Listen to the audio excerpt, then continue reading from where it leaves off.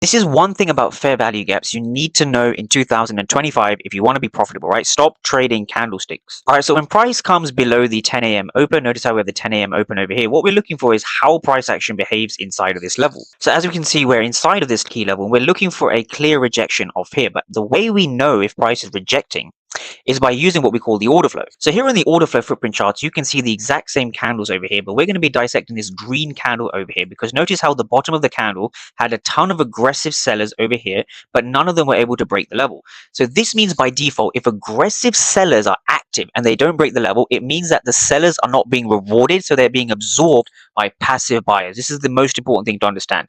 The other thing you want to understand is that we had a huge buyer prop up after all of the aggressive selling. So if the aggressive sellers fail, but the aggressive buyers are able to move price higher, guess what? The fair value gap is strong and it's going to hold, right? So if we just go over here and kind of zoom out, we also see the same thing over here where we had so many aggressive sellers. Notice here and notice here.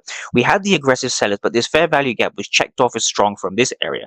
This is the same exact reason we had the reject higher in the first place. So going back to our regular candlestick chart, the reason why price was able to move up aggressively the way it did is simply because this was a strong area. So if we just go back to the regular candlestick chart, what we can see is we're looking for a buy just below here. So we're looking for a buy. We can have our stop loss below this area, and we're simply looking to target the high of the day. So we're looking to target roughly in this region over here.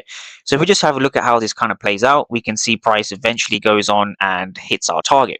If you want to know exactly how I find trades like this using a mechanical step-by-step approach, just comment the word mechanical and I'll send you over a free checklist on how I do this.